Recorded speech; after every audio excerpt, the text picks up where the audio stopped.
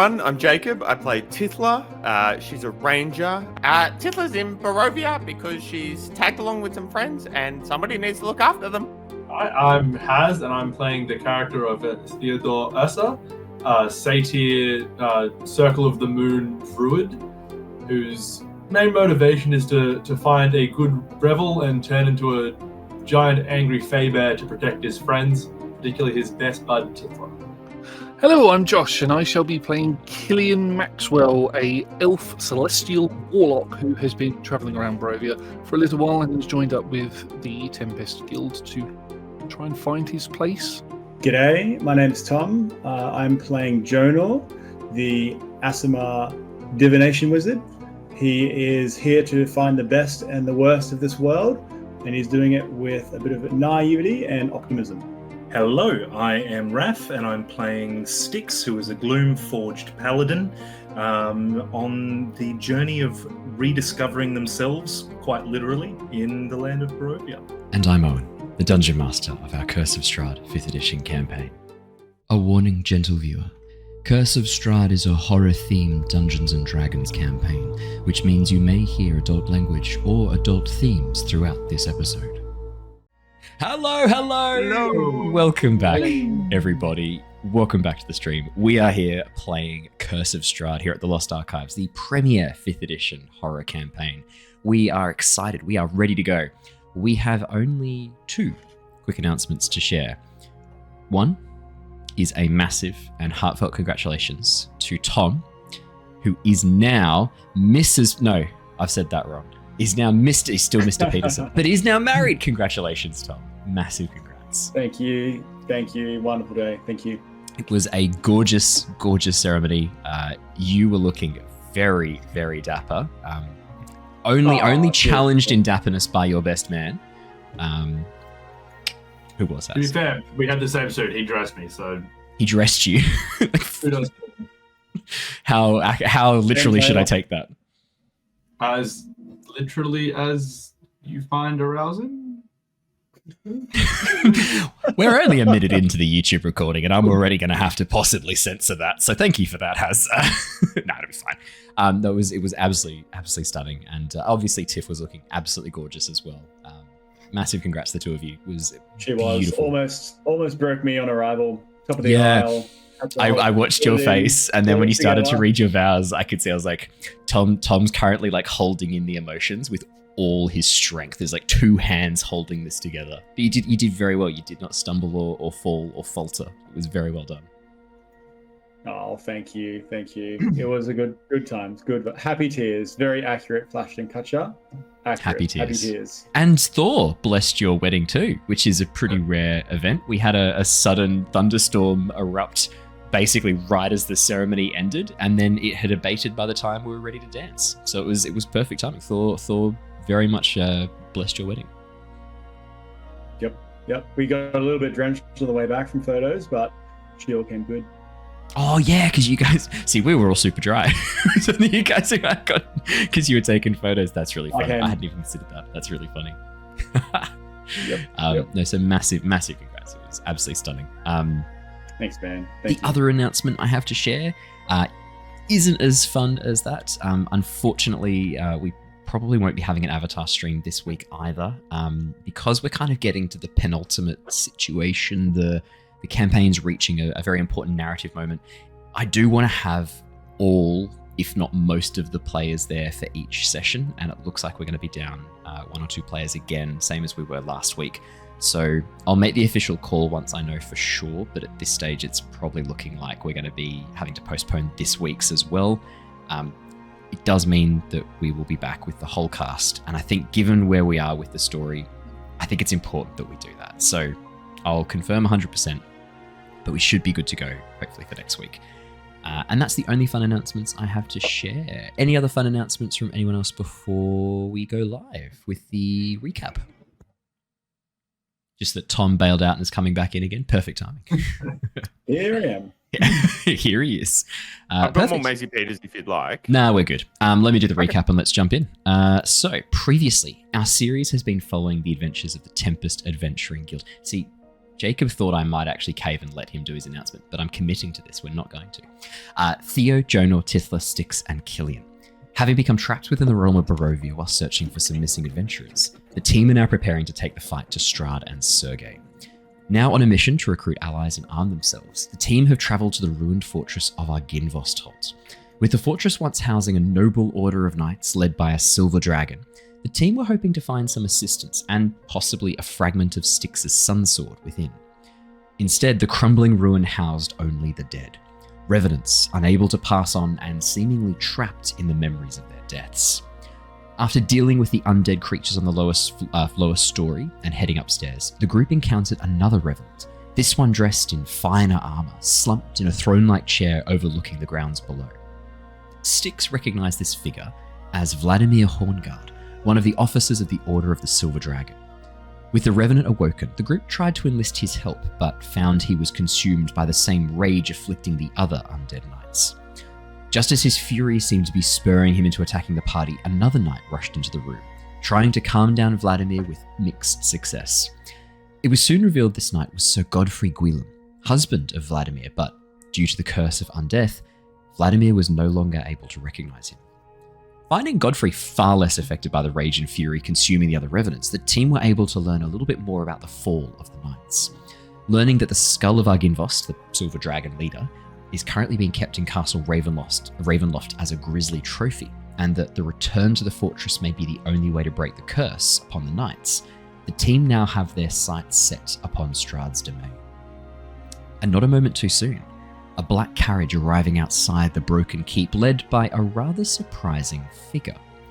Grinner had returned to escort the party to Castle Ravenloft for dinner, revealing he had been spending some significant time trying to form an alliance with Strahd in the hopes of taking down Sergei. Feeling something was a little off, Killian used his Warlock powers to pierce through illusions and revealed that Grinner was in fact now an undead. With this knowledge shared, Grinner revealed that Strahd had indeed turned him into a vampire spawn. The team obviously quite nervous about this development. Grinner revealed some more information, that the village of Barovia had been brutally attacked each night by hordes of undead, and fearing for the safety of the villagers, Grinner asked the party for assistance, either to help defend the town or to find a safe place for the people to flee.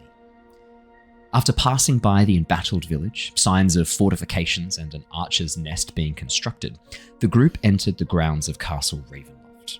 Greeted at the front door by Rahadin, the dusk elf butler the group had previously encountered, the team were informed their attire was unsuitable for dinner. Escorted to a changing room, the team soon found themselves dressed in far fancier clothes, fey formal in Theo's case.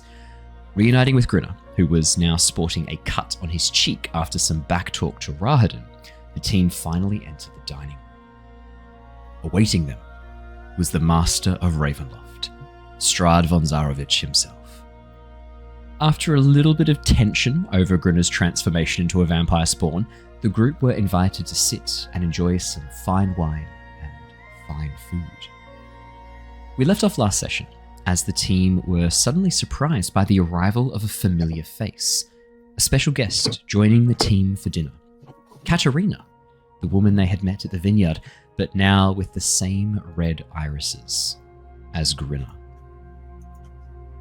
And that is where we left off last session. We jump straight back in. All of you, I think you hadn't quite sat down yet, had you? You were sort of going to take your seats and looking around the table. On the table you can see 2 decanters with a very gorgeous looking red wine filled up about halfway. Number of wine glasses laid out, plates and cutlery, all beautifully laid out. For Jonor, probably you're the main one who would recognize this fact, given that Grinner sort of grew up and spent most of his adult life in an army and dealing with army rations. Tithla's a goblin from a poor backwater town. Actually, Killian, you've sort of been around Waterdeep, haven't you? You've been sort of to the finer, more fancy areas of Waterdeep. So you would also recognize the cutlery and the plates that have been laid out. Fine, beautiful. The ivory-handled cutlery looks to be possibly even platinum of the metal at the very top. Definitely not silver, as you take a bit of a close look at it, Jonor and Killian. And the plates themselves are beautiful. but probably quite old. As you look at them, you can see the designs and patterns have just begun to fade ever so slightly, indicating that there's an age to these, or maybe that they've not been used that often. They've sort of been kept away in a cabinet and don't get a lot of use anymore. But yeah, as the double doors open, you see Katerina standing, dressed in a beautiful, elegant dress, long raven hair pinned up into a very thick braid that runs down her back and then over her shoulder. You can see that she is looking a bit paler than you last remember, and those blood red irises exactly the same as Grinner. But as she sees you all, you watch as she smiles very warmly. My friends, hello. How have you all been doing? Has been some time since I last saw you all. Hello, my lady. It is a pleasure to see you as well. I did not expect to find you in such a location. I guess this is. Am I to guess that our gracious host is the man you were to be betrothed to? You watch as she smiles and looks over towards Strahd. As you follow her gaze, you can see Strahd smiling quite warmly back at her. And as he starts walking forward, long strides, he reaches out a hand and takes her hand, gives her a kiss on her hand, and then puts his arm around her. Ah, yes, I understand that you had met Katerina while she was out celebrating her upcoming nuptials.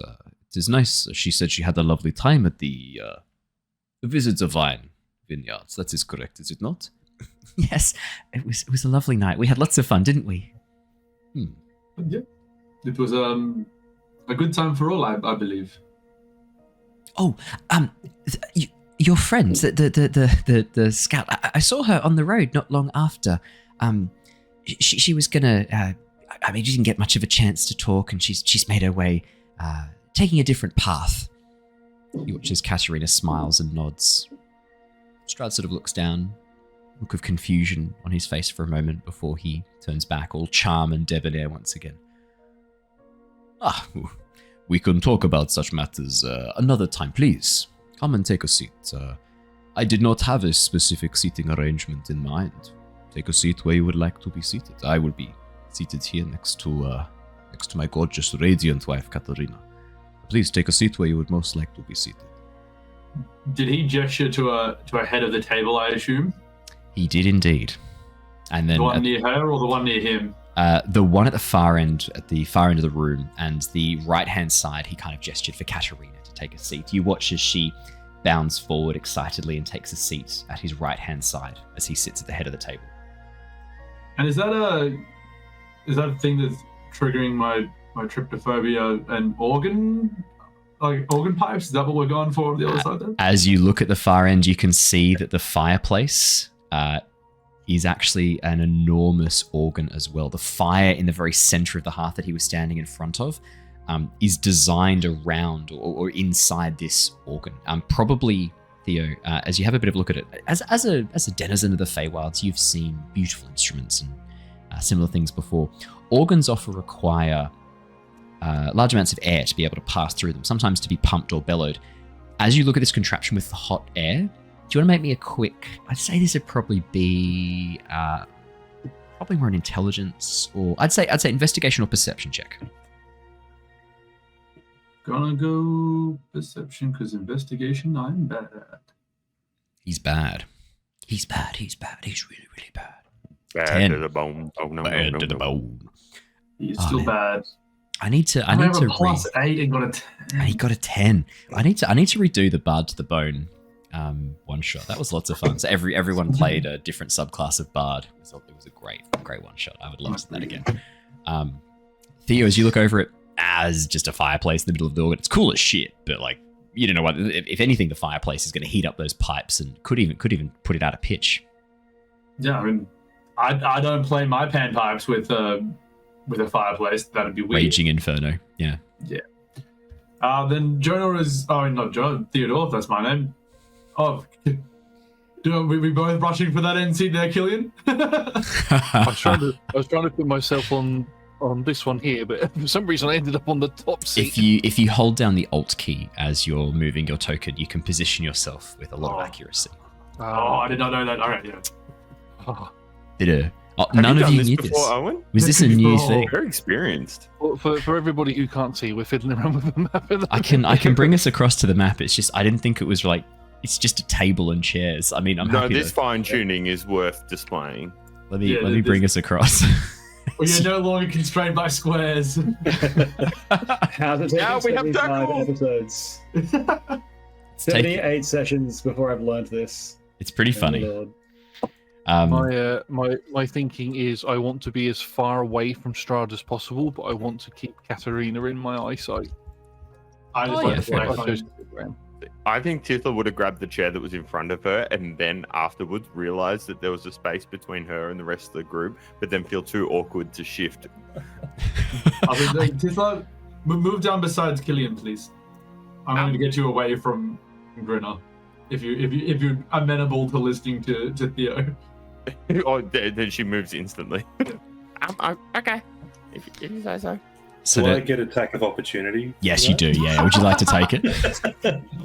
Yeah, I use my Fucking grapple. try Just grab her and pull her in. No, Tithla, let's have a little. Let's cozy up. It's cold. Have a chat, love. Have a chat, love. Tithla pulls out a tomato. So you want to try again? Clover garlic, a big bulb of garlic would be even better now, Tithla. So just to paint a picture for the podcast viewers, I've pulled open the map for those of you who are watching on stream or watching on YouTube. It's a very hilarious hard concept to wrap your mind around. There's a table and there's chairs. Yeah. And with big chairs. And a big For the- fireplace, For apparently. the It looks podcast, like an organ. for the podcast, it is also an organ. For the podcast, Strahd, Katarina, and Grinner are at one end of the table. There are two seats in between them and the rest of the party who are sitting at the other end of the table. Theo enjoying the tail of the table, you'd call it, the opposite head, the counter It's head. the reverse head. The reverse head. Is what we call it. That's The a reverse different head. That's the actual name. Jonor on his left, Killian on his right, and Tithla sitting between Grinner and Killian, having initially sat closer to Grinner and Strahd, now is moved towards Killian and Theo.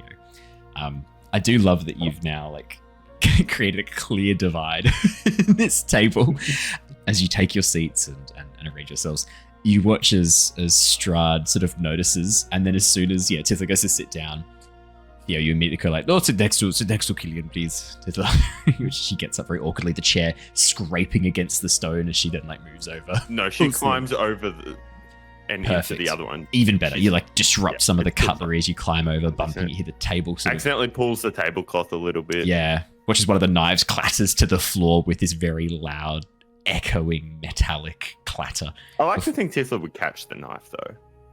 Okay, yeah, as it she's bounces that good. once, you grab it, put it back on the table, and get back into position. And then as you slide into the seat, your little feet sort of dangling over, you watch as Strahd sort of raises one eyebrow, looks across at all of you, and then goes, "I understand that trust is something that is not given. It is something that is earned."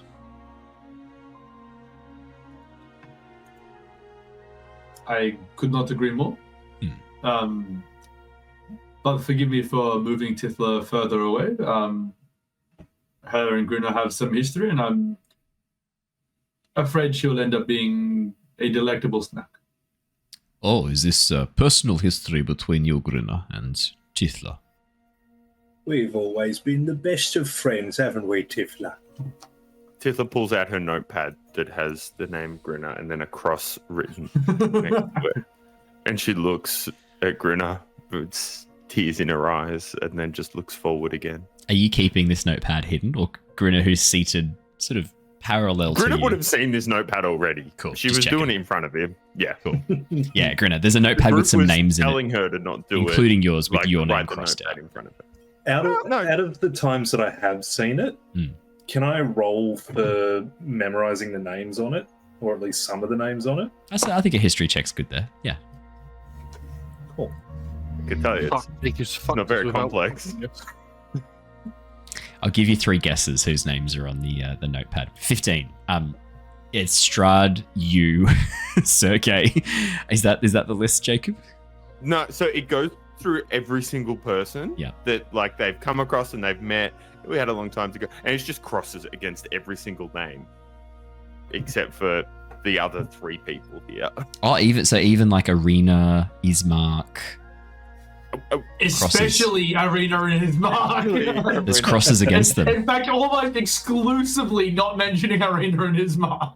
No, this was in the context of right now, we don't know who we can trust. We're doing this. It's this small group right here, right now.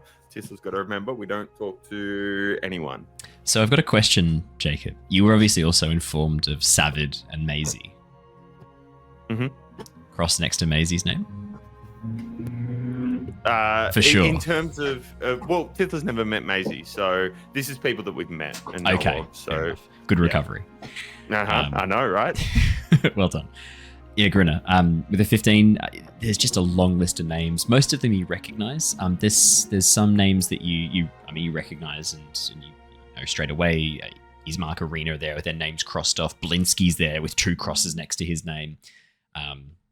Actually, I'd like to be focusing mostly on names that I don't recognize. In that case, then Savid, Maisie are names you don't recognize, and there's also Maisie's not on the list. We just established you just say Maisie's not on the list. So Savid is on the list. There's also some names on the list that but you did. Sen would be on there. Who? Sorry. Sen would be on the list that Grinner wouldn't recognize. Sen would be on the list you don't recognize. Katarina, but you do recognize that name now. That is on the list as well. Also, some of the Martikovs on that list as well. The name Lara, you also don't recognize. But you would notice that there was a tick, and then Tithla's corrected it to a cross. Cool. I'm just going to keep those names tucked away. Tuck them in your pocket for later. You would. Yeah. You slime. Guys, Raph's here playing a character. You did this to him. This is your fault. I think we can all agree that Grinner did this to himself. Yeah. I think this was by far the most natural consequences to actions we've ever seen. Most honest. If anything, there was quite a bit of restraint. It was a masterclass and fuck around and find out. And I lost. For me, it was like it was the continual fuck around and the continual like lack of finding out up until the point where it was like, do you know what? You are going to find out. Here we go. At some point, I'm going to be called out on being too nice to my players, and we can't have that. Now, see, I did that once and nearly died from it, so I'm definitely not doing that again. That's why I'm sitting so far away from Strahd. It's true. It's very true. I'm guessing that in this moment, as Tithla pulls out the notepad, looks at it, Grinny kind of glance over, there's this very awkward silence that kind of descends on the table for a moment. You watch as Strahd seems very content to sit in that awkwardness, does not seem to faze him at all. Katarina, on the other hand, is struggling with it. You can see her kind of looking back to you guys, looking at Strahd, looking at Tithla and Grinner, sort of seeing you two separated, this look of sadness and distrust on Tithla's face. And Katarina sort of pauses and goes, who'd like some wine? We have a really nice Shiraz. Thank you, Katarina. That would be wonderful. Look, trust aside, I do have to compliment you on being as of yet, most hospitable host. But that you have our thanks. So far, you have been true to your word, so I think it is fair for us to be true to ours. So please, pour the wine. We will indulge you in good faith. You watch as Strahd nods to Katarina, who immediately stands up, big smile on her face, walks over and begins pouring out the red wine for those who'd like some. Tithla, you specifically requested some you requested the milk. All flavors of 3 milk different flavors of milk: Mm-hmm. sheep, goat, and cow. Rahadan was ordered to go and fetch that for you. As Katarina is pouring out the wine, Rahadan emerges with what looks like I'd say like a bone white flagon, probably ivory, hopefully not bone, Tithla. And as he places it down in front of you, you can see it's full to the brim with milk, and there's a little layer of cream on top as well. I have milk mix written down. Is that an appropriate description? I think that's fair to say. Yeah. Okay. And because homogenization doesn't exist in It's Barovia, been pasteurized. you don't know if it's been pasteurized either. There's no way to know that. To be fair, though, I imagine Tithla. I don't think that would bother Tithla, is what I was going to say. Are you the trying wood to have no poison idea. her? My milk! Not my milk! Tithla, they have not scraped the cream off the top to make butter or to make cream. They have left it fully intact. That's the best bit. This is whole milk. It's delicious. Tithla picks it up, slurps it Still like a liquid. noodle. Jacob, what do you think cream looks like? Nah, it's just like the skin is what I was imagining. Like there was a skin that had formed. The old cracker of cream. It's like it's like a bubble tea. You have to, like a creme brulee bubble tea. You have to crack the cream on top. See? Fucking oath. Yeah. As you, You're welcome. Yep. This as is what you pay me for, okay? I definitely don't. As you pay you, as you begin sort of like slurping at the or do you lick it like a cat? Why am I giving you more opportunity to make this? It's slurping. Cool. I've described it as slurping. It's slurping. Fantastic. As you begin to enjoy I your can milk. continue with the sound. If We're you good. like. Theo, Killian, Jonor, Grinner. Who is accepting wine? Who is not? Theo's Theo. accepting wine. I figured Killian. It could be a revel. I'm going to accept wine to not be rude, but I'm not going to drink it. Cool. Jonor. Jonor does. He does enjoy a high-end wine, so this is an opportunity. Grinner.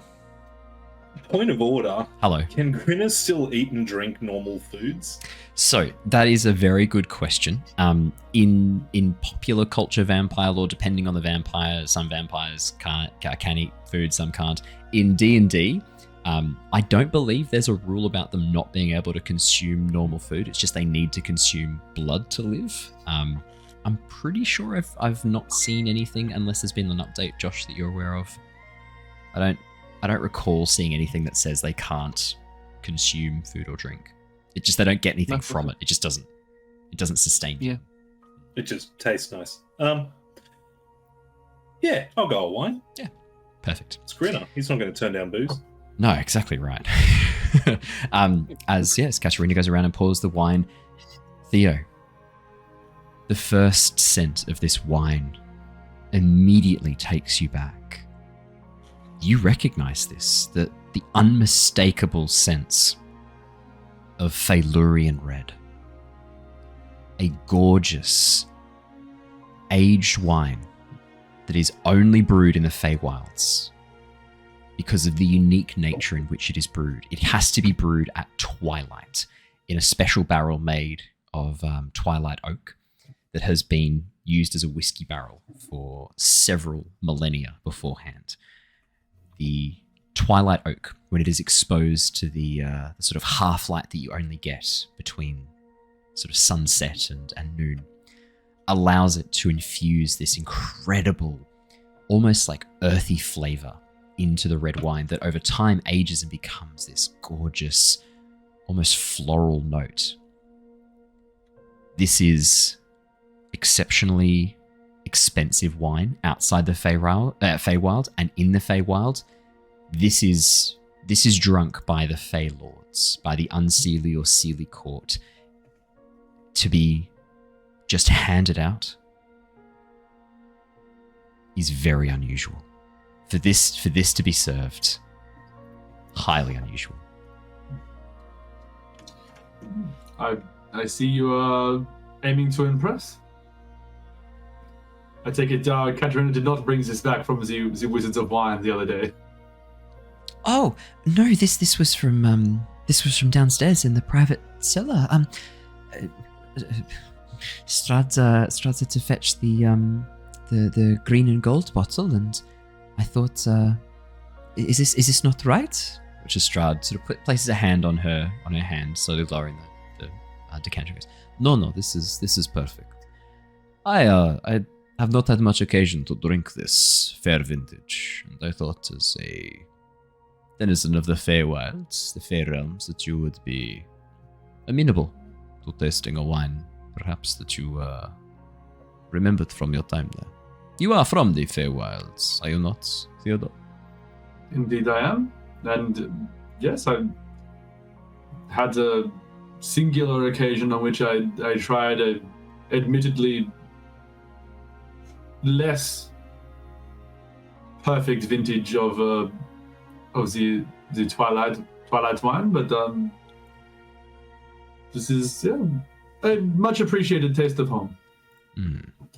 I was not aware of any paths between the Feywilds and my own realm. It is very, very rare that we get visitors from these realms to our own.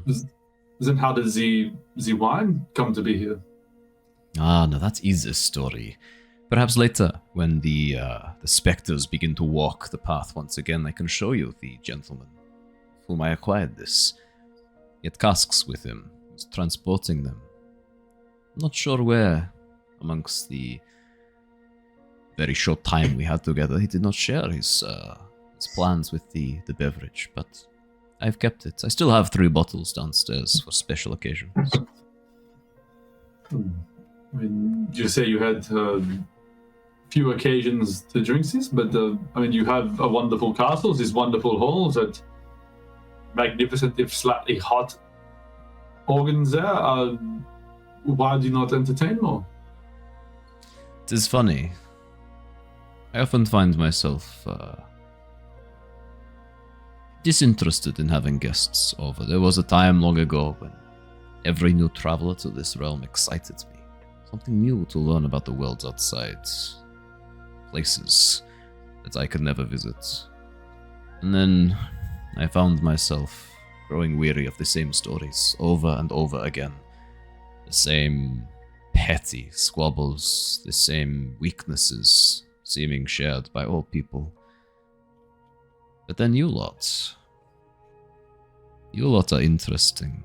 Enough that I have decided that perhaps I was too hasty cancelling my dinner parties. Perhaps I should have continued to learn from people coming into my realms. There are also people that just live in your realm. I mean, I understand that perhaps their lives may seem to you to be quaint and uneventful, but you are their lord, no? The people who would accept... Well, you understand you have something of a reputation, no? Perhaps inviting some of the more prominent and, dare say, daring might have perhaps alleviated some of this if people are able to come, experience an evening of comparable luxury and return home safely. I mean, not to, be your PR agents, but it seems like you don't wish anyone direct ill if you can avoid it. So, and I mean, at least where I'm from, as you probably have guessed, I'm not directly from the Feywilds. I spent some time elsewhere, but it is not uncommon for lords to entertain those that they rule, even though their lives may seem boring and small to them. It's part of being a leader. Yes, I did once have invitations go out to other people. The problem was those who accepted were sycophants. People who I have no interest in speaking with. Those who... You must understand what it is like. I'm immortal.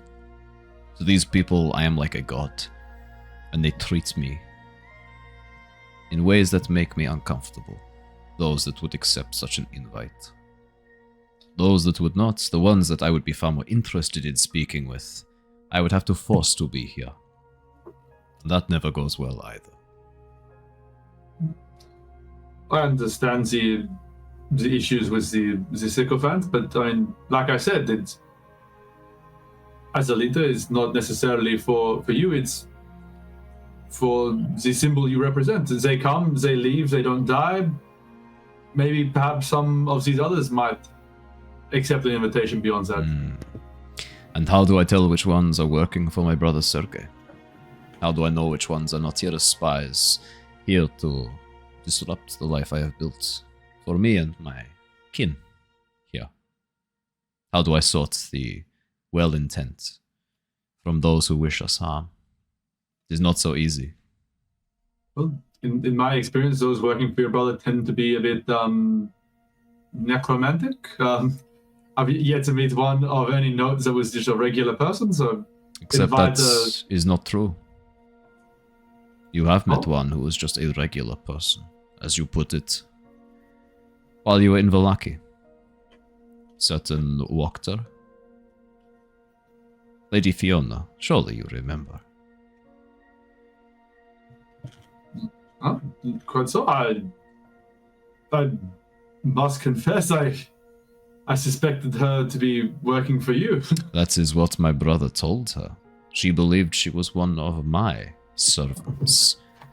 That she was working for Sergei. You see how his mind works. It is full of deceptions, of lies. She was far from a normal person. But she was a person, not an undead.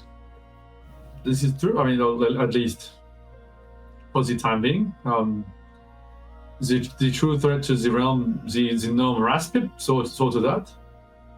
As you say the name Raspip, you watch as Strahd. Actually, who's got a passive perception of 15 or higher? 18. I know you do, Has. Yeah, 18. I do. Josh, nice. Killian and Tithla. Tithla, Theo, and Killian. You watch as Strahd winces ever so slightly at the name Raspip. Just slightly. I don't think Tithla would notice that. Don't worry, Tithla. I see you recognize the name. Look, Yes.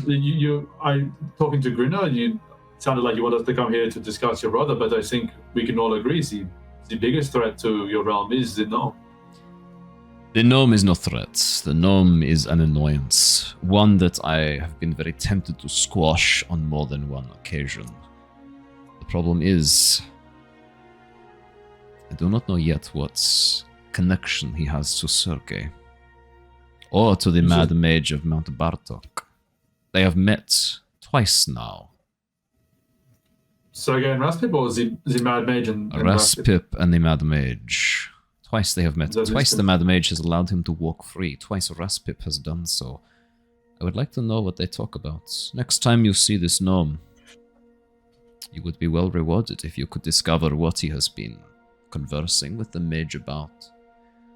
I would be curious. I'm kind of surprised to hear that one was able to simply walk in, because I thought people just get fried on sight if they approach him. It is hard to know with the Mad Mage. Sometimes I send spies there who spend days without incident. Sometimes the first time they arrive, they are incinerated on sight. That is the problem with insanity, Jonor. It is hard to predict and count for. Don't get me wrong, it is not just a name, the Mad Mage. His mind is lost, gone. He is dangerous. You would do well to stay clear of him, if you value your continued existence, of course. But no, you are right. We did come here to discuss my brother, Sergei. But I think such talks, getting down to business, I think that can wait for after we have enjoyed a meal and lighter topics of conversation. To jump straight into discussing our plans, making agreements, that is a vulgar thing for lesser men and women, not us. We are of a higher stature, no? That I can agree to. Pray tell, what is on the menu for this evening? I have tried to find things that would appeal to each of you individually. We will all be eating different things tonight. I hope that is not too much work for your chef. One meal for this menu is already a big ask. To prepare a personalized meal for each, must be quite the chef you have found. Yes, well, I have a staff who manage the castle, cook for us, provide for us, but we did need some extra help tonight. We roped in an up-and-coming chef from the village, Roden Gamsey, I believe his name is. Quite well, I imagine. A rather sour fellow, but I hear his cooking is next to none. But so at least that's someone who is willing to come to the castle and feels he'll be able to leave. He demanded quite a large amount of gold. It is hardly an invitation, more of a bribe. A disappointing one, but what use is money to me? Fair enough. So, how did you two meet? I gestured to him in Katharina. Now that is a funny story, isn't it, dear? Which is Katharina sort of like looks around and nods. She sort of like pulls her braid. She smiles. Well, I was out walking, just enjoying the moonlight. I know it is dangerous to walk outside at night, but I've always enjoyed my evening strolls. I'd had a particularly tough day. I was needing some fresh air. And, well, I was attacked. As she smiles. Yes, group of bandits. I happened to be not too far away. I heard her screams. And I was amenable to stepping in that night. Luckily for me, luckily for her, I was. Came across them trying to grab her, pull her into some wagon. They won't be doing that again. I made very, very sure of that. You watch as Katharina smiles and goes, 2 of them are still alive in the dungeon, aren't they, dear? Yes, 2 of them are still alive. We can visit them later if you'd like. Oh, yes, that sounds lovely. That would be wonderful. Good. Anything for you, my dear. I could have one of them brought up for dinner if you would like. There's a pause, and then he smiles. A joke. I'm a bit of a joke to myself as well.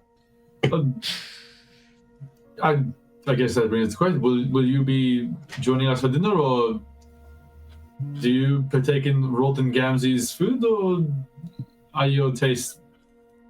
It would be a shame not to. Be a real shame not to take advantage of his cooking tonight. No, we will be enjoying meals of our own tonight. I had the feeling, the intuition that you would not appreciate, but seeing us partake of our regular fare, even if they are scum, the lowest of the low. I would just be offended to see my host eat junk food. Strahd doesn't laugh at that. He does manage to control himself, but you watch as Katharina cracks a smile at that. She doesn't. Now, Jonor, you have a rather interesting book on your person you've been carrying for some time. You planning to add it to planning to add it to the library back home, or some other location of import? Do you collect tomes, or is it more for your own personal use? Well, for the first part is I show the book he's referring to. I bring out what was Sergei's spellbook. The most important home for this stuff, I then pull out my spellbook, is, have a little bit of dig in here and see what I can get out of this. Curious. Some of the tricks in here is pretty interesting, actually. Simple use of the light cantrip with the different application turns into a torch. It's quite fascinating. It is very curious. That book, have you learned yet of its origins? I flip the book over and then, or flip it to the end, get to the signatory there with his brother's name, and pull it out and redate the name. We've got a Sergei here, and I'm not sure if it's dated or titled, but I would read any of that. Just Sergei von Zarovich is what's written there, as if what a young man would do to claim a spellbook, claim a notepad of his own that he can find it again quickly and refer back to. No dates, unfortunately. I don't think that's something that people would do for a spell book. Date the day they got it or something. That doesn't sound. I don't know. Hard to say. Agreed. Yeah, he watches Strahd sort of steeples his fingers, looking over the top of them as he examines the book. An inscrutable look upon his face as he examines it. Is this one that you've seen before? Yes. If this is your brother's, then I presume you've seen it. If it was at a time you two spoke. There was a time. I believe this was one of his earlier spell books. This would have been before we built this castle here, before we even arrived in Barovia. This was early days, I imagine. You speak of the light cantrip as one of the spells in the book. It was one of the first spells he learned. Oh, is this the early wizardry or sorcery days? Yes, he was always more studious than I when it came to magic. I came to magic late. It was always something he embraced, though his path ended up down a darker route than we ever could have predicted. His love of necromancy and the power that it brought him really was the beginning of his undoing. What created most of the problems. Necromancy being the most powerful calling, do you think? In his mind, certainly. Not in my own. I think necromancy is a cheap version of conjuration or enchantments. All you are doing is binding magic to bones or flesh, make it dance like a puppet. It is a man who feels very small, needs control, who relies on such magics. Can I try a guess of the school of magic you'd probably prefer? My guess would be possibly illusionary. You are not a way of appearing one way, or okay. I'm intrigued. Do share. I have always enjoyed the school of illusion, the arts of creating and weaving light using the magic to form images and shapes and patterns. I've always found that a far more interesting application of magic. I do not know, could not tell you what it was specifically that drew me to it originally, but I've always enjoyed the creation, to make something using magic. Transmutation would have been a good school, I imagine, if I had the patience for it. But no, you are probably correct, Jonor. Illusion does seem to be my chosen school. And yours, you are studious in magic as well. I understand you have begun to dabble in fortune telling, no? Understand? Yeah, that's absolutely right. I think I'm going pretty okay with it. I think I've managed to see things along the way, but it's I also see awful things like depictions of myself being hung in trees and things like that. So it's all sorts of visualizations is not nice. Is that your magic that is revealing these things to you, or is this Sergei's work? Clouding your mind with illusions. He was always able to access those with stronger ties to magic.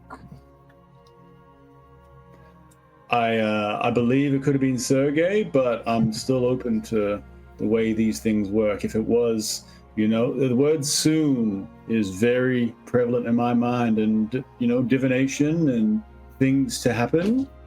Didn't want to rule it out. Katarina, Jonor did a card reading for you, did he not? At the vineyard.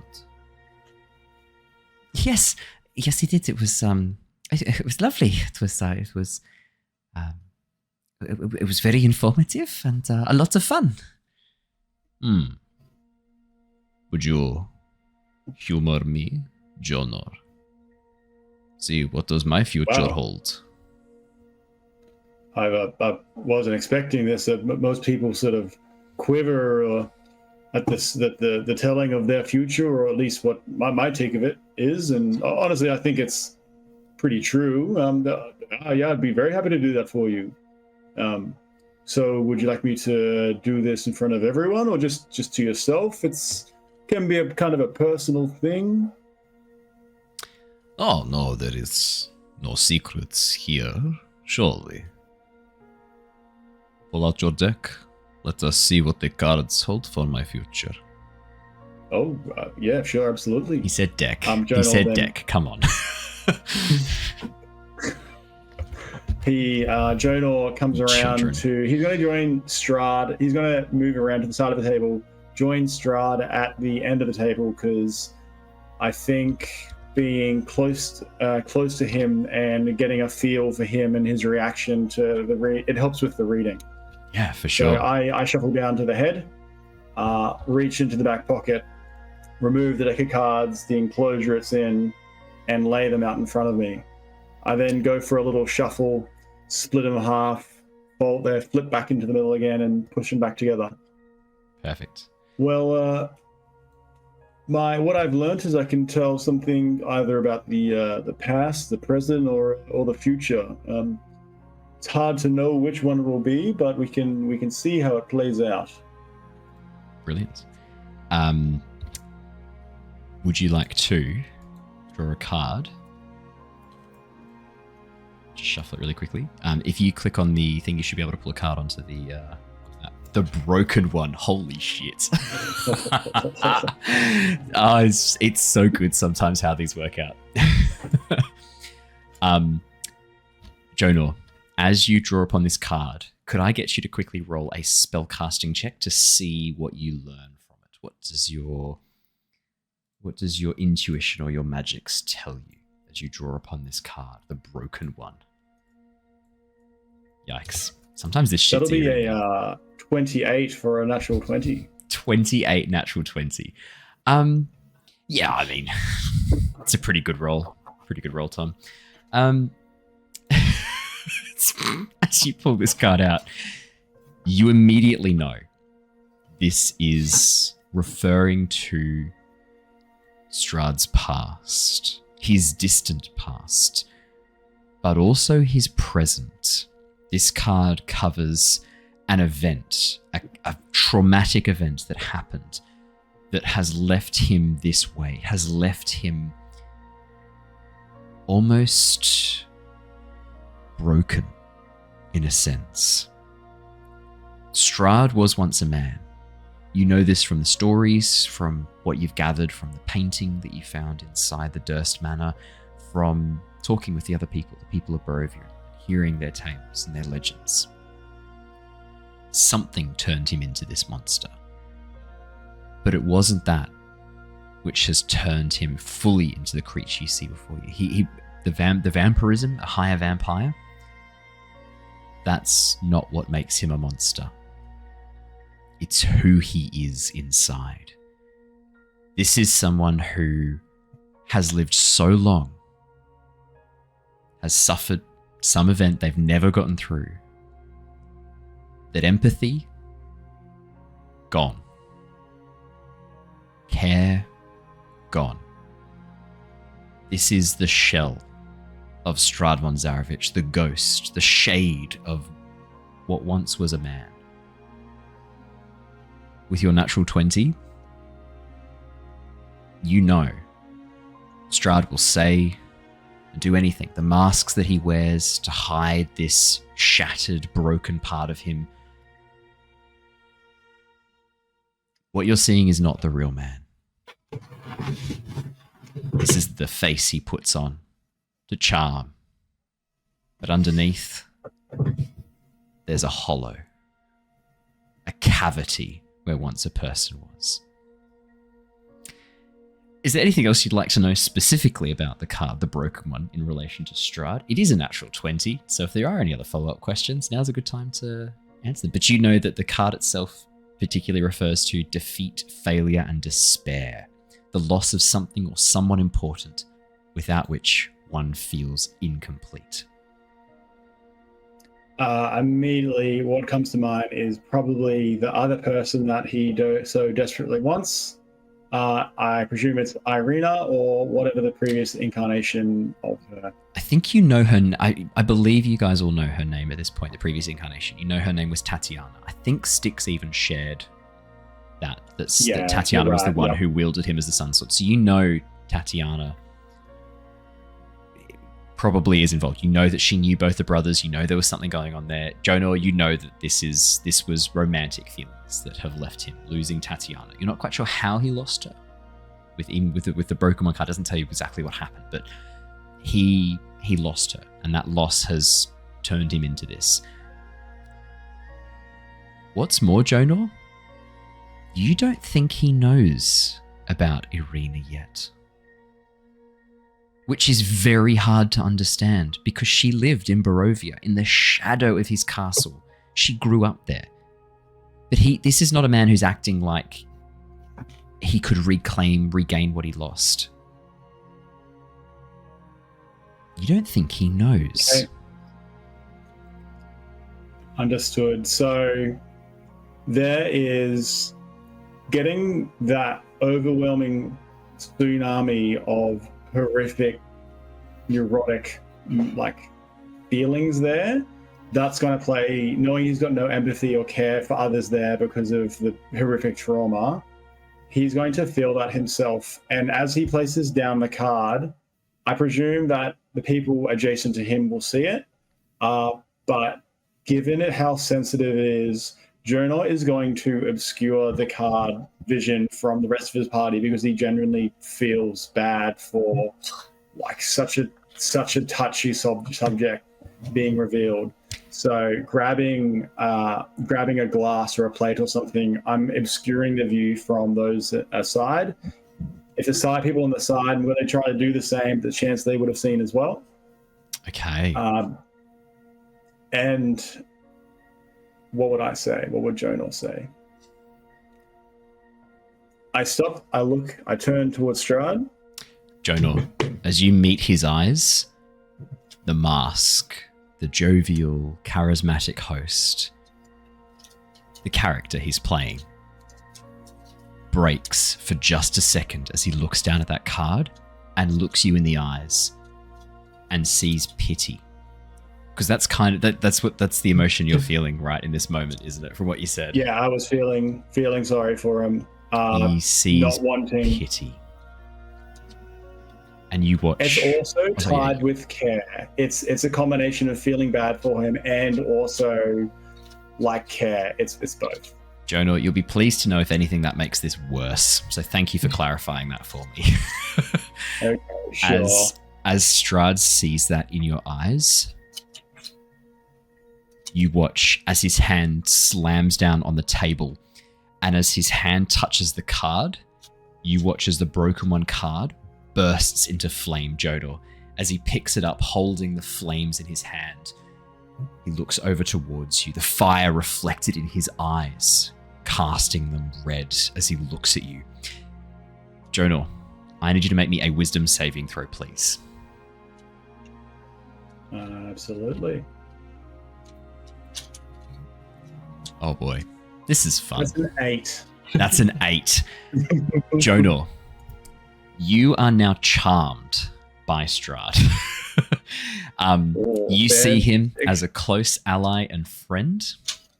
I can go through the charm effect in great detail, but I think we all know how charm kind of works. Essentially, you see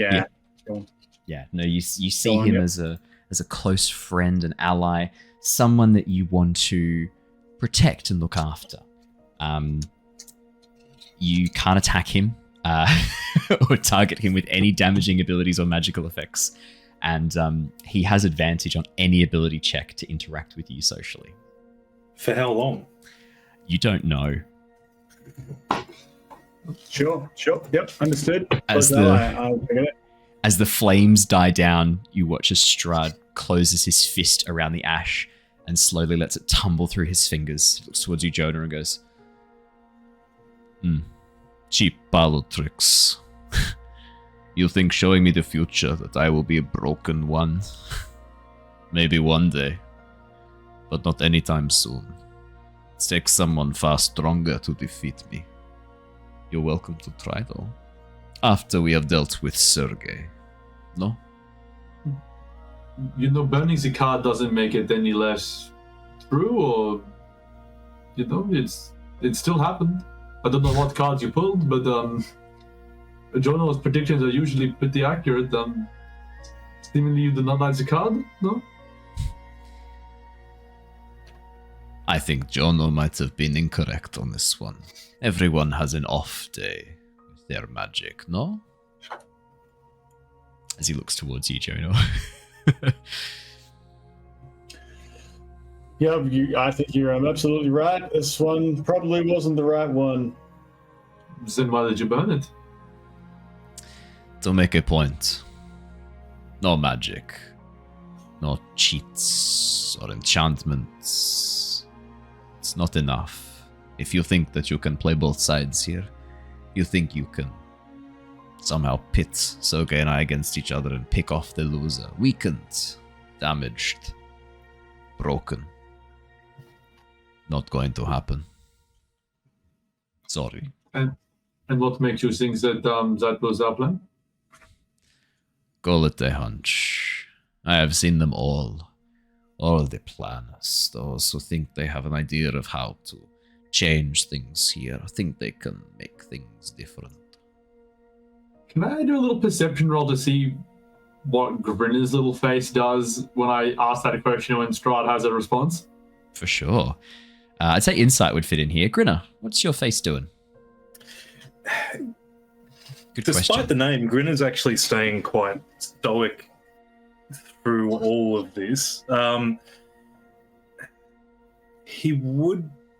His attention seems to be divided between trying to suss out what Katarina's response to Strahd's little outburst was.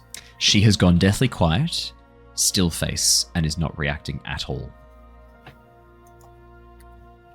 And also, probably between that and staring at Theodore as well, like trying to gauge both of those people. His face isn't really doing a whole lot, but he's definitely making eyes at Theodore at the moment. Like, please stop. Theo, you meet Grinner's eyes and you see... I would almost classify that as pleading or desperation. What would you say, Raph? Maybe not that much. Maybe a step back from that. As subtle as possible, just trying to make the hint of maybe it's time for a subject change. Look, I think I still trust Grinner enough to take that.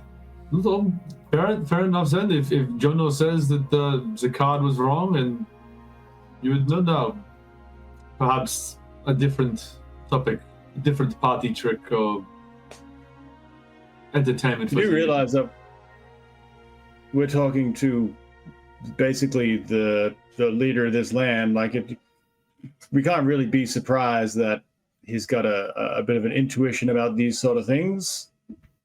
Oh, of course, you are completely right. Of course, Jonor. Yep. Oh, yeah. Well, thank you. At this point, I grab my cards back up, all 53 of them. And, no, Jonor. As you open up the case to put them back in, the card that Strahd burns, gone. It's reformed inside the case already. This is a magic item, Jonor. These are an enchanted deck of cards. It's not that intriguing. Not that easy to destroy them.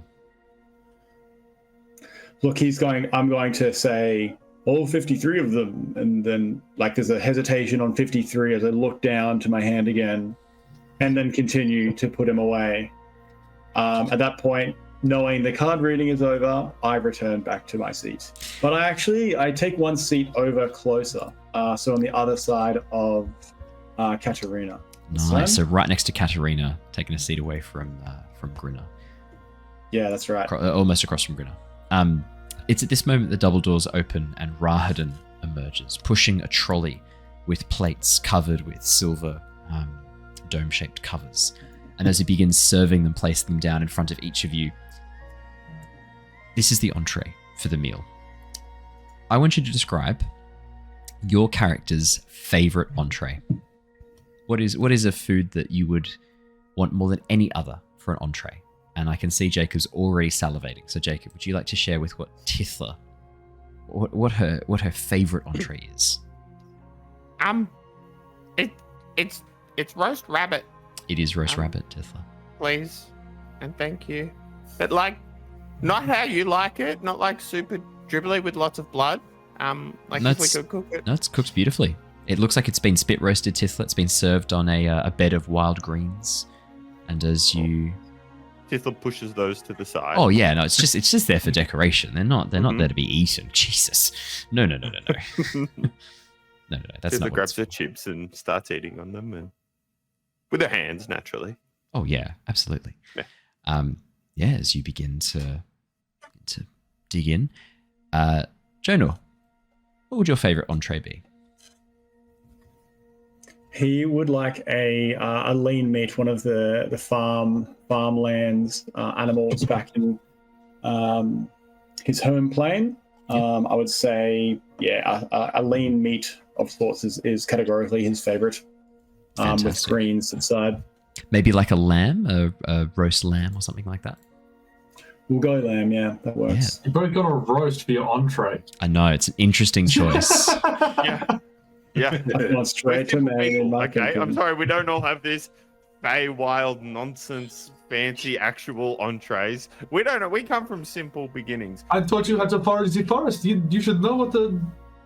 Yeah, and we always had the rabbit before we had the main course.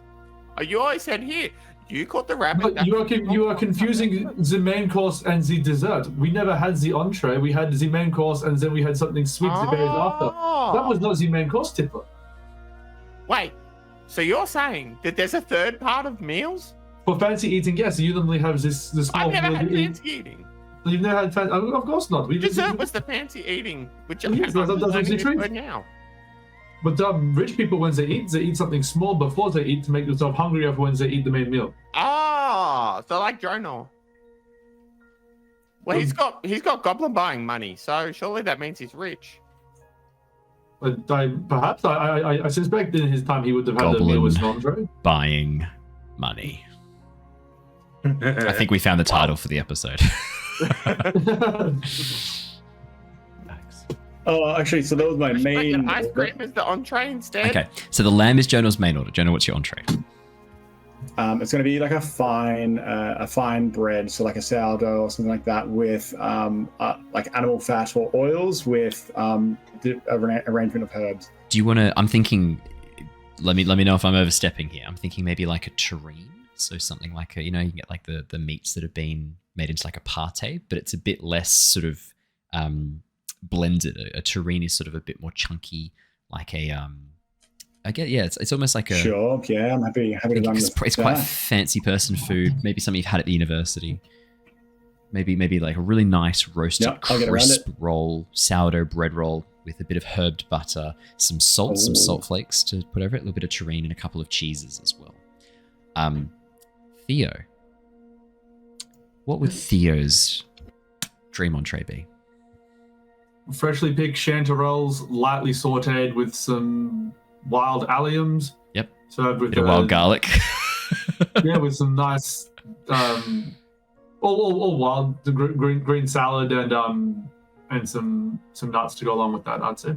Nice. I'm thinking maybe like water chestnuts, something a bit more out there. Yeah, nice. Killian. Never winter cuisine. What would a never wintarian entree look like? Traditional prawn cocktail. Prawn cocktail. Yes. Amazing. With the dipping sauce, the prawn cocktail sauce as well in the very center, arranged around the glass champagne flutes. Not champagne flute, the glass. It's in one of those like wide mouth, the glass. Wide mouth cocktail. Yeah, wide rimmed one. Yeah. Yeah, nice. With the, like you say, with the sauce in the middle, crunchy dressing. Like crunchy dressing, crunchy leaves sort of put around the glass with the prawn cocktail inside of it, with like bits of lemon everywhere. Killian doesn't eat it though. Oh, okay. Grinner, what would Grinner's ideal entree be? Just sausage? just a road sausage. It's more of a emotional food for Grinner. I feel really bad for joking about road sausage now.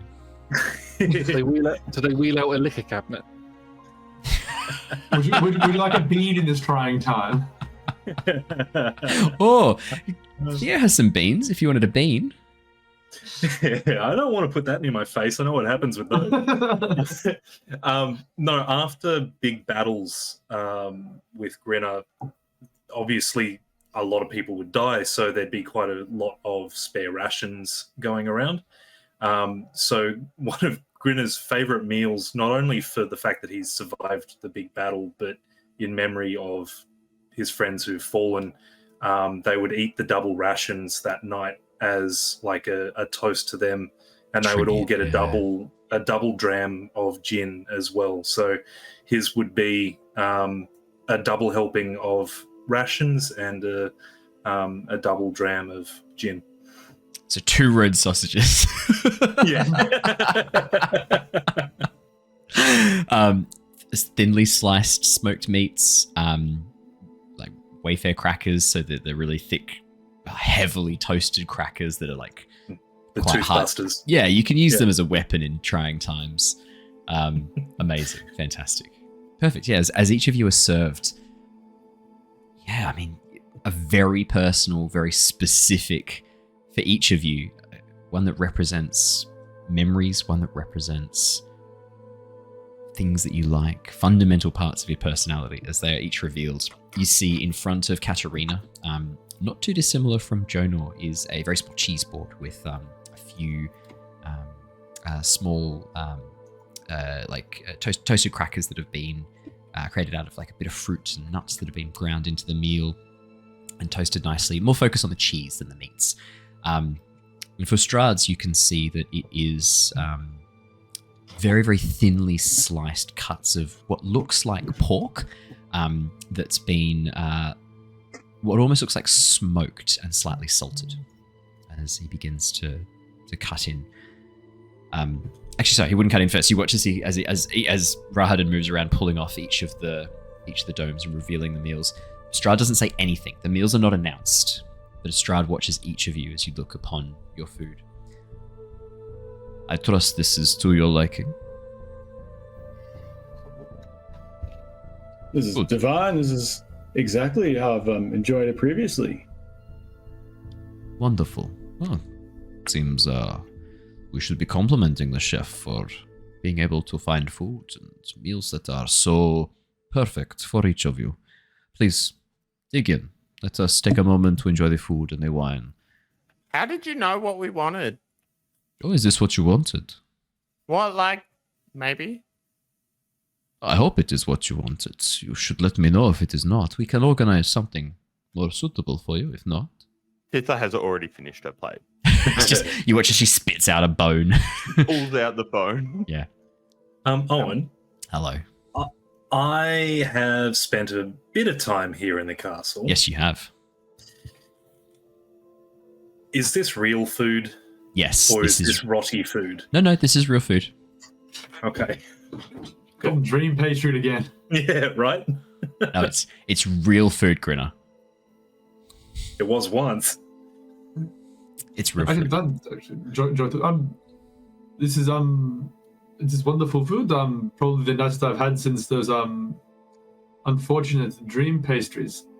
I believe it was you who came past to save us from those hags. I take it they are not are they aligned with your brother? Then not to delve too much into business, but I've been curious as to who they are. Surely they seem too powerful to be working alone, but not powerful enough to be a major player. The hags profess to serve me, yet they do not follow my instructions, instead choosing to do things that they think are in the greater good for what I do not know that I want. They work in ways that they say are for my benefit, yet ignore my instructions. Hags are tricky to kill.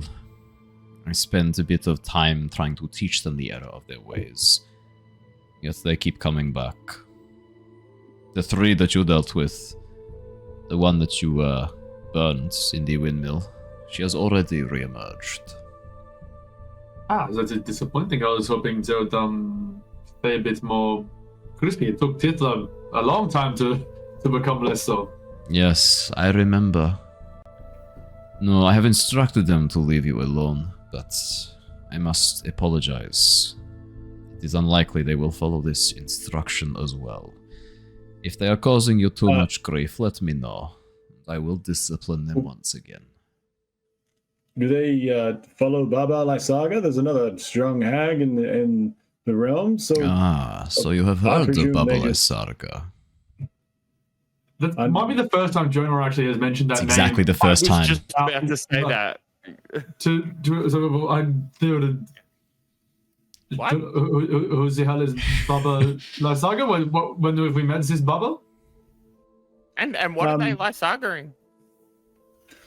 They look. I thought I had the pleasure initially of taming this filthy, awful creature in a seeing, a dream, and I visited once again, and it was. Jonor then goes blank for a moment. He sits back a little bit, wide eyes. I had the unfortunate pleasure of being tormented by this hag in my dreams for many, many, many hours. You have caught her attention, Jonor. That was unwise. It doesn't look like your friends were aware of this either. You're not keeping secrets, are you? No, see, we're all on the list. Tithla holds up her list with the ticks next to these. You watch as Strahd turns towards you. Tithla gives you a very sad, knowing look as he points out that someone's been keeping secrets. Tithla doesn't understand the look. Oh, okay, cool. Just because Strahd did say before when he met you that one of your group was a traitor, kind of sent Tithla spiraling a little bit. Cool.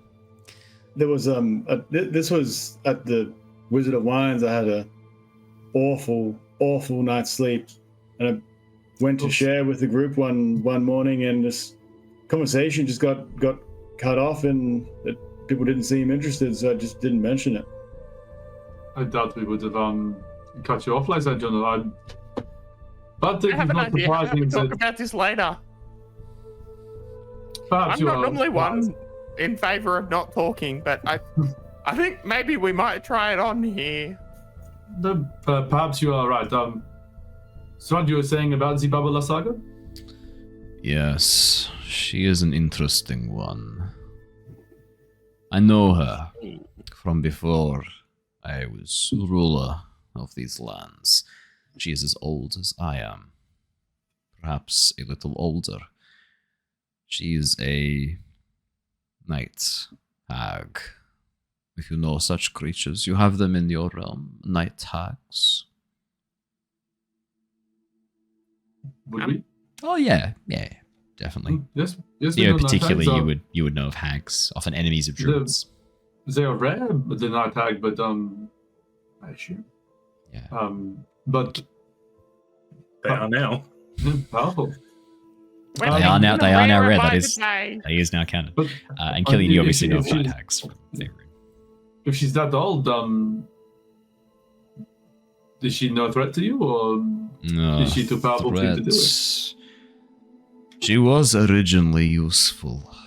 She was someone I could talk to, someone who was truly neutral for a time between the fights, Sergei and I. At first I tried to woo her to my cause, to convince her to side with me, to shift the balance of power. Her refusal... There was something tempting in that. Something I found it hard to resist, refusing me. That was not a thing I was used to. Over time, though, I began to succeed. She began to do things for me, find things for me. And that emboldened her, made her confident. She had the ear of the lords of these lands, after all. She grew her coven, grew in her ambition and her cruelty.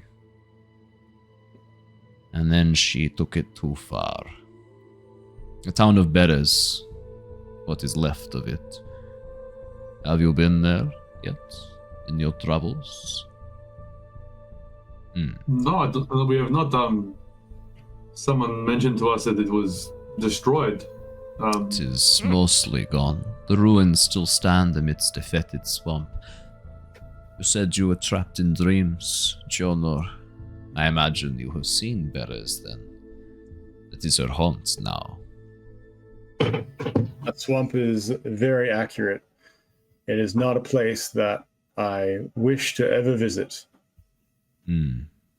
Pity. It would be interesting watching you and her collide. She also has glimpses of the future, not through cards, through entrails.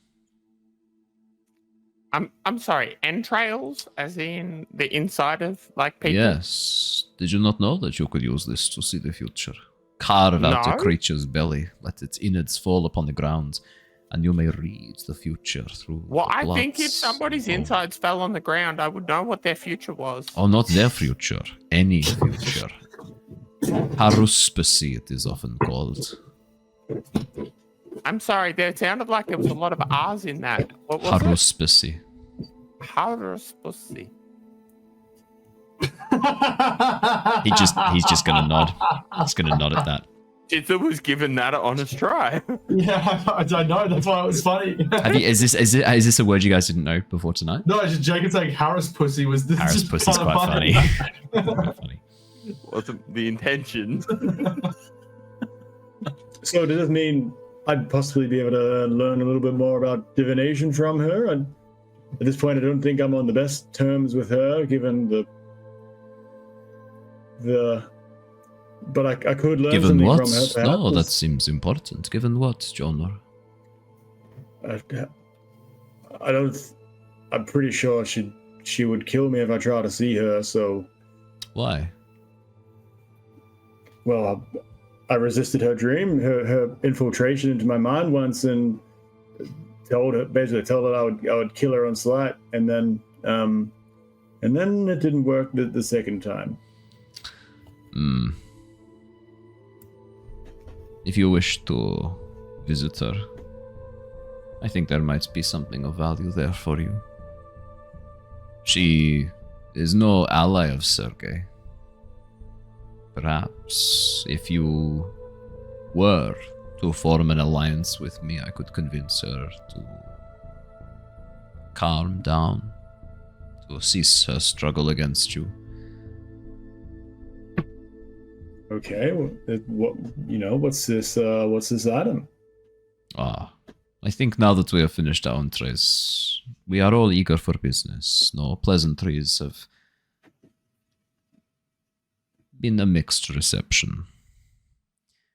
I propose we shift the balance. Oh, sorry, Tithla, I interrupted you. No, I'm sorry, I interrupted you. I was going. No, I'm sorry. It's okay. I fucking knew you were going to do that. He just stops and stays silent as he looks at you.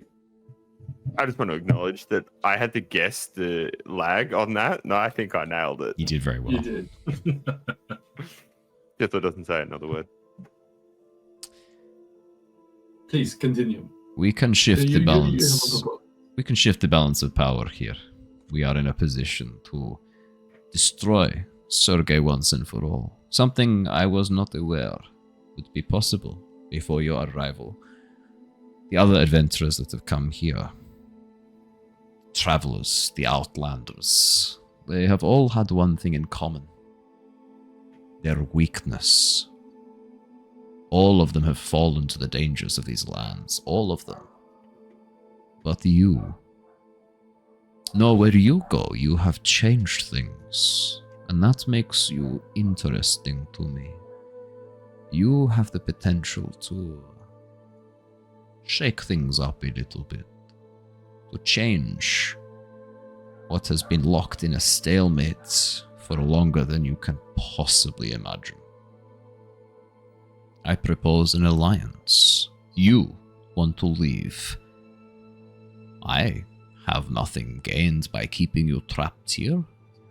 It is in my interest that you find your way back home as well. I suspect, rightly or wrongly, Once Sergei is dead, your eyes will be turned towards me. Your time here will have painted me as a monster. I hope tonight's dinner will have done some good in helping you see that I do want what is best for this place. And my rule here is far preferable to Sergei's, and far preferable to what would happen if we were both to perish. No, you help me kill Sergei. Remove the obstacle blocking your escape from these lands, and I will give you free passage to whichever world you want. Your own original, a new plane.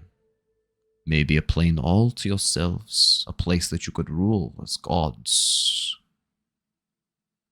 Whatever your heart desires.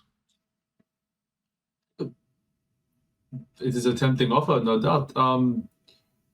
I have 2 questions from you on this. First, you mentioned that if both of you were to perish, the consequences would be even worse than you or Sergei alone ruling. Why is this? What do you know of the dark powers? Not much, I imagine. They tend not to exert too much influence in worlds beyond this.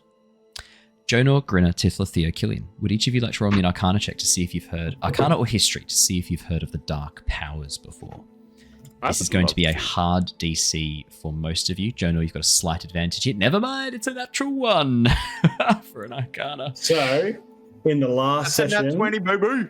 Yeah. That's a 22. I got a 23. Holy shit. Can Yeah. I argue that I get advantage because I've spent so long living in the castle and might have... I think picked up Grinner these- should get disadvantage because He's a big Grinner boy. sucks. Yeah. Because what, sorry? Grinner sucks. Because he's a little Blood. big. Tithla, I would be careful. You might be the next thing that Grinner sucks.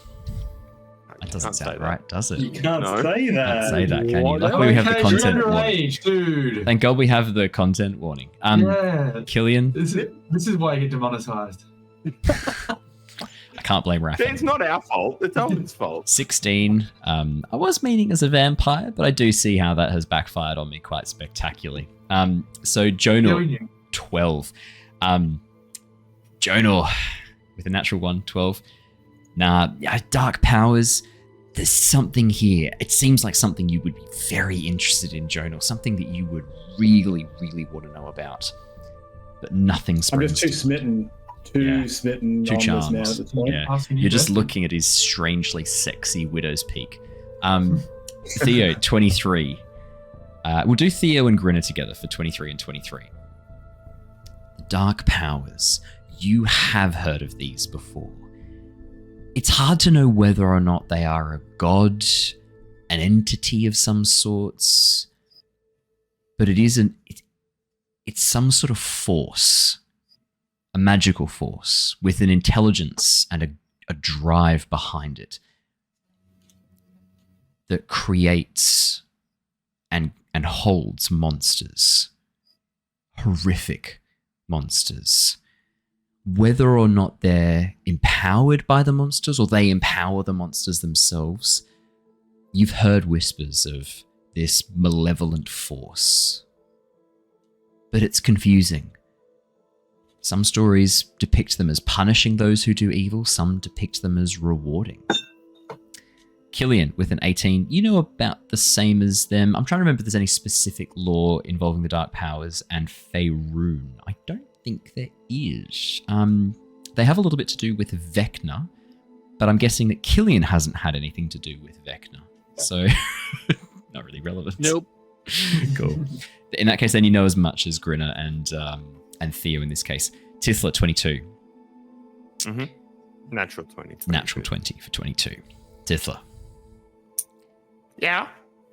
You're not sure how you know this, why you know this, but the Dark Very clever. Powers, just its name alone sends a shiver up your spine.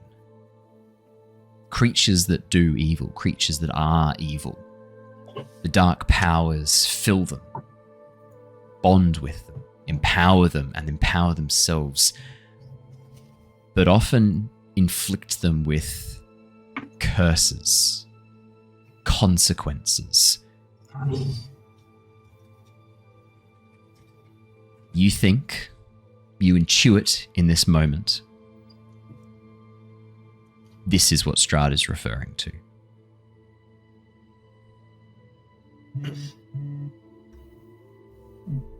Yeah, the Dark Powers. Yes, I'm familiar with them, or of the concept of them. I've never encountered them directly myself. So you think they will rule, so to speak? Should you not? Are you claiming you hold them in check within this realm? No one can hold the dark powers in check, no. Is that because they impose the curses and consequences that are so aligned with evil? Is that them? Which is Strahd turns and gives you a look.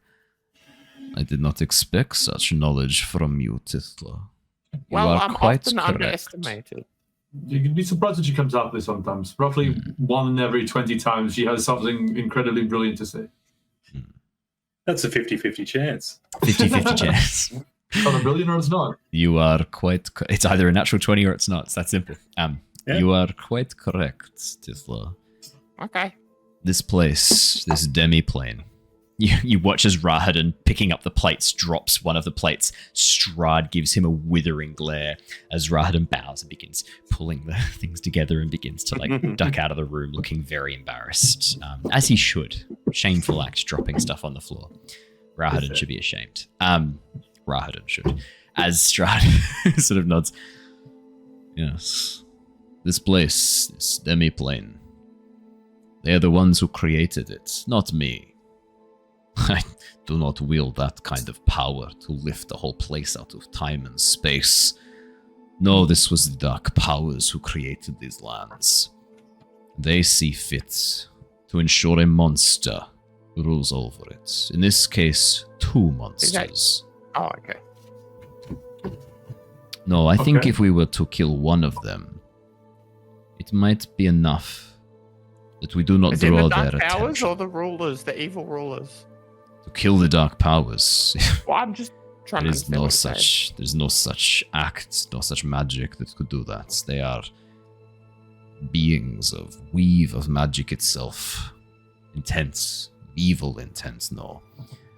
Killing one of their monsters, I think, would go mostly unnoticed. Killing both, and you are liable, one of you, to be taking my place. Not as yourselves, but as a monster. And trust me, if it is not one of you, you do not want it to be anyone else. Imagine Raspip, imbued with those powers, immortal, ruling over this place for all time, unchecked. No, the safest in my I think that's probably hands. the best scenario, as long as no one touches his ring. He sort of keeps to himself. In this hypothetical, Raspip would own all of Barovia. Do you really think he would like people touching it? Would this check out what he's saying about if we killed both, the dark powers would, infuse a new ruler and just replace one monster with another? Or do I think Strahd's talking out his ass? I'm going to go with your Arcana check of 23 for this. He definitely seems to believe this, and what he's saying kind of does line up. Like, if you don't think Strahd created this demi-plane, it's unlikely. If he had that magic, why is he locked in a stalemate with Sergei, right? Like, it doesn't make any sense, which means that it probably was the Dark Powers who created this. Now, to create a higher vampire, one as powerful as Strahd, and a true lich, the fact that they're brothers and they at the same time both became these incredibly powerful monsters, again, pretty unlikely. Which does indicate the Dark Powers were probably involved with their ascension. Does it mean that they would infuse another being? Well, they certainly did infuse these two and lock Barovia off from the rest of wherever it was originally from to create this demi-plane. It doesn't sound insane that is the case. And if the Dark Powers do indeed target evil and bond with evil, then once Strahd and Sergei are gone, the next most evil being in this realm is likely to be the one ascended. That's Raspip. Could be Raspip. All right. Okay. That explains that. My final question might be a tad more personal, but now Sergei is your brother? Yes. Why do you wish him dead? What He's transpired already between the two of dead. you? More He's a dead than lich. he already is, or as a you. But why do you wish him to be more dead than he currently is? Instead of sharing and working as an ally with him, why is the animosity? Why is it one or the other instead of both of you? We were close once. Brothers. Friends. Even. Allies, certainly. Before our father passed, we looked out for each other. My father was not a good man. He was violent. We protected each other. But as we grew older, our interests diverged. In many ways. And in some ways they remained the same. Can you make me a persuasion check, please, Theo, to see if you're able to successfully convince Strahd to share this? Blinsky will ascend next. It is Curse of Blinsky time! 18 persuasion. Which is Strahd pauses for a moment. Next to him, Katerina has gone completely still and silent, almost like a statue. Not reacting to anything he's saying. You did say, I understand it's personal, but like you said, trust is earned. Sharing is one way to build trust. There was a woman. A beautiful woman. By the name of Tatiana. I wooed her. Fell in love with her. And for a time, we were happy. But Sergei had always lusted after things that I had had, things I had built. Not content to forge his own path, he followed in my shadow like some sick parasite.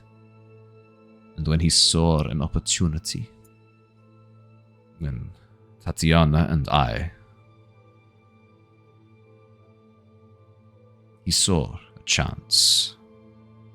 And he took it, using magics to muddle her mind.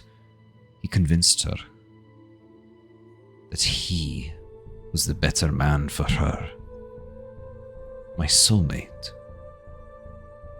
And he took her from me, using trickery and foul magics of enchantment. She tried to resist. She fought back against the magic. And when he realized that she was slipping from his control, he killed her in front of me, made me watch.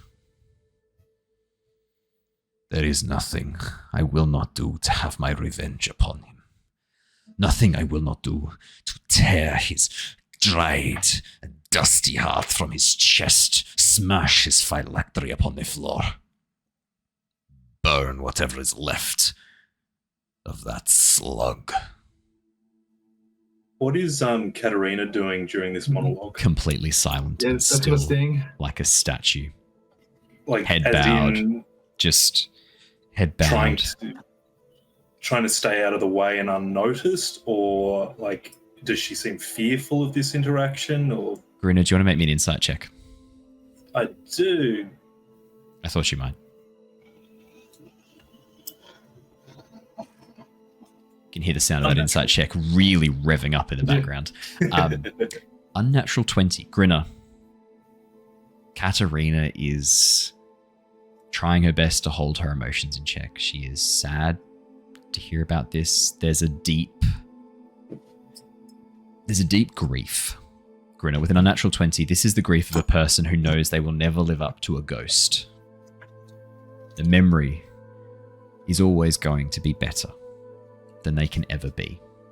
And Strahd has had a long time to romanticize, to put the memory of Tatiana up on a pedestal so high that no mortal woman or immortal woman could ever climb there to unseat her. Katarina is, in grief and disappointed, and knows that she can't speak during these moments. Does that answer your question? It certainly does. Cool. That is a most sorrowful tale, but I mean, it seems you're doing well. You have a new bride. You've found warmth again in these lands. Surely being, and this may sound cliche, but perhaps being happy is the way to beat Sergei? Oh yes, and I will be happy when I crush the mummified remains of that parasite beneath my boots, when I know that he is gone from this world, because as long as he is here, he does everything he can to sabotage me, to destroy what I love, what I want. He is everything wrong with this place. And when he is gone, I can finally fix this place, make it how it is supposed to be, make it a real kingdom, make it my home. Around around the castle, or anywhere within here, have there ever been, or are there, that I have seen, any tapestries or paintings, portraiture, anything of Tatiana? No. Because you wouldn't have been allowed anywhere near Strahd's private quarters. No, Grinner. Okay. But I will say, Strahd had some questions for you when you first arrived. Just wanted to know. I mean, you'd been through the Durst Manor. You'd seen a particularly interesting painting there. He was curious about that. Well, in fact, I mentioned that painting to him before Grinner stopped smiling. Oh yeah, he had quite a few questions about that painting at the time. Is it fair that Grinner would have put two and two together that that's the same woman that he's talking about? Yeah. Oh yeah. It's pretty obvious. Yeah. Yeah. Grinner's not an idiot. Would Grinner have put two and two together that that woman looks remarkably like another woman that he's met? Stop being clever, Raph. Grinner, do you want to make me... Do you want to make me a perception or investigation check? Let's see. Ooh, okay. I like how Tom's just like, no, I'm not going to be here for this. It's too stressful. Is that a 23? It is. Grinner, you absolutely have put that together. Raph, please. Tom, you piecing out did not keep that as a small roll. Raph rolled a 23. He indeed does know the connection. I know you tried your best, but... Swear, Strahd would know all of that as well then. The cards! Okay, so Grinner shared that. Fair enough. Yeah. Well, he doesn't really have much of a choice.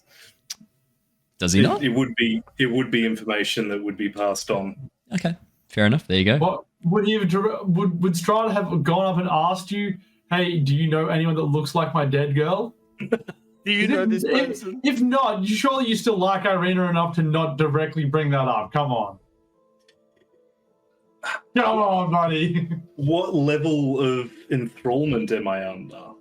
I don't think I can answer that without the rest of the group understanding a level of metagamey knowledge that does change things. Because if I answer that it's really low, then they go, that changes their actions. Whereas if I answer it's really high, it also changes their actions. I can't answer that on stream. Should we all leave and then you tell Raph and then come back? I've already, I will message Raph right now and he will know.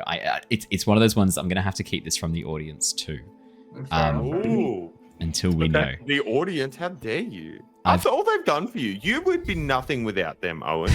Okay? I hope you understand that. They've made you what you are. This is for the lovely audience to help them enjoy the campaign that much more. Oh, he's doing it because he loves you. Okay. It's very true. Okay, well, look, with that answer, run with the reasonable outcome. Okay, fair enough. There you go. Excellent. So yeah, you watch as Grinner, you see a moment of recognition or like understanding cross Grinner's face as he hears this story once again and looks at Katerina. Killian, you've been strangely quiet during this dinner. Killian's been sat there the entire time with his arms crossed and his eyes shut. He's not touched a single bit of food or drink, and he's just listening to everything that's going on. Fantastic. Every now and then, when somebody says something, he'll open his eyes and look at them.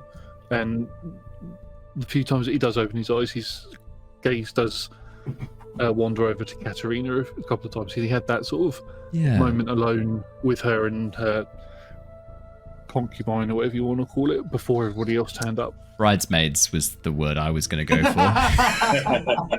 Yeah, concubine was the first thing that popped into my head for some reason. Tom, tell us about. So you had groomsmen, or did you have rent boys as your company? I had one guy that was there willingly, and the rest had to pay them to come. Yeah.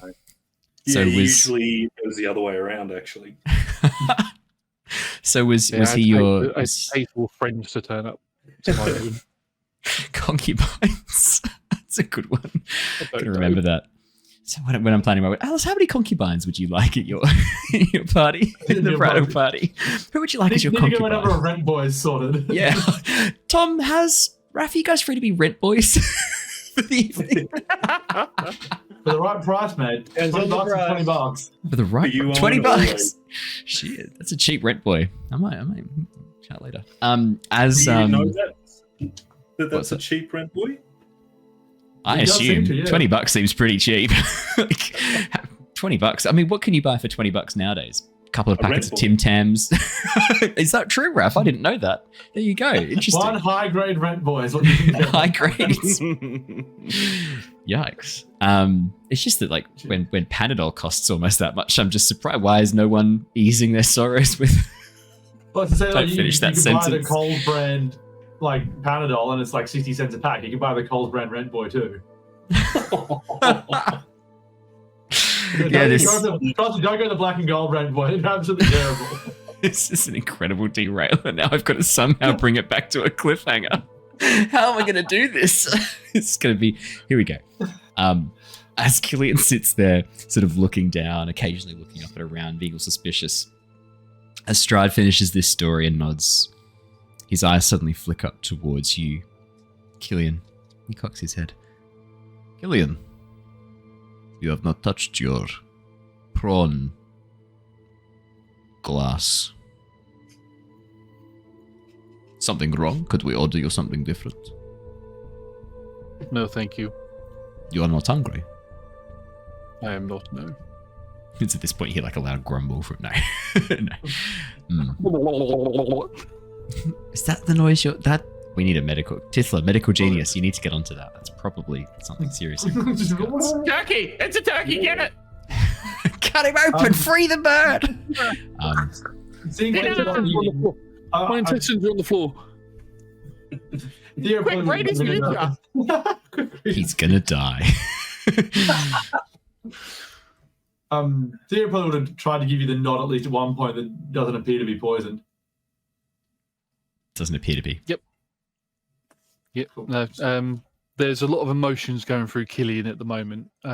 He had sort of reserved himself that he was never going to leave here, and the fact that he's been provided food of his homeland, he finds incredibly insulting.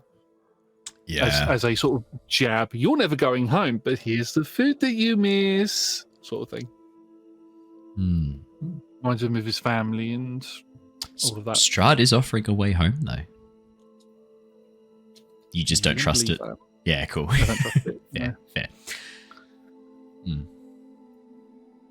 If I have provided you with inadequate meals for tonight, if this is not what you prefer, I apologize. I thought perhaps something that you prefer, something that you like, would be the ideal option for tonight.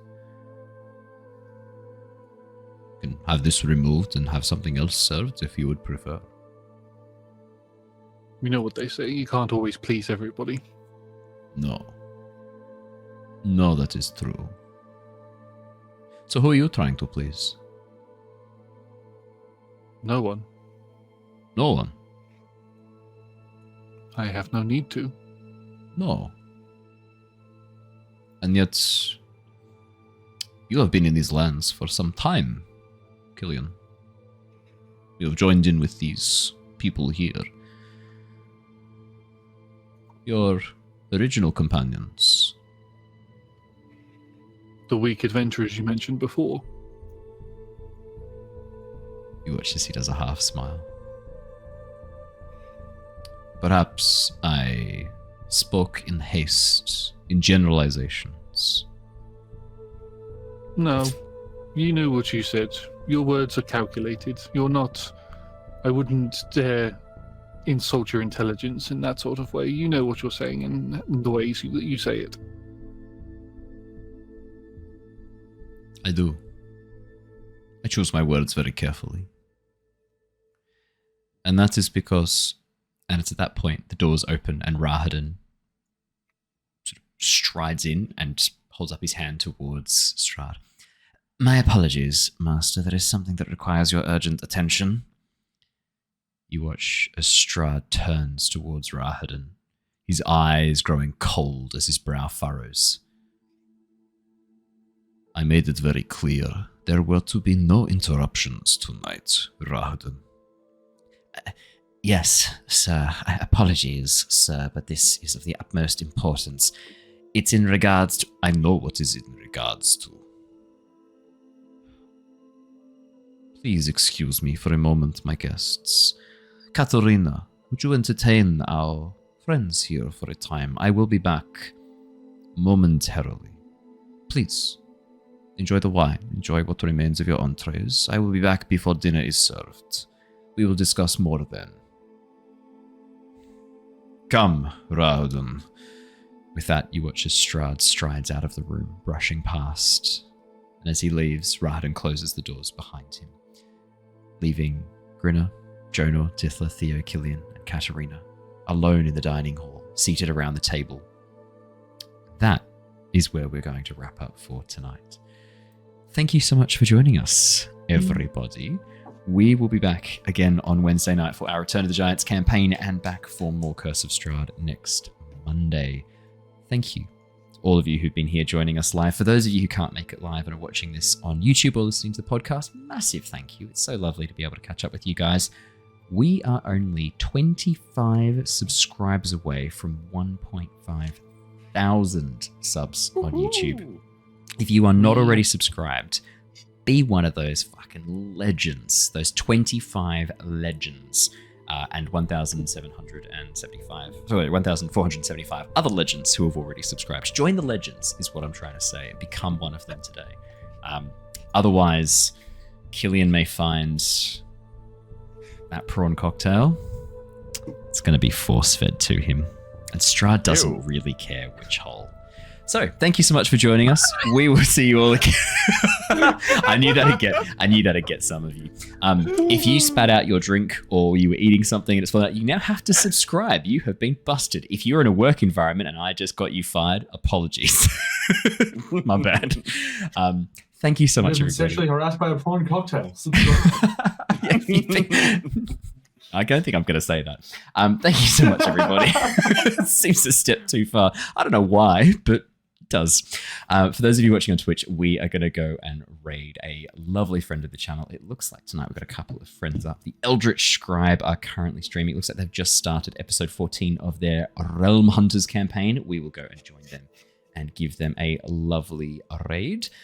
But from all of us here tonight, thank you so much. Stay safe, stay well, look out for those prawn cocktails, and we will see you all again next time. Until then, farewell, everybody. Goodbye. Bye. See ya.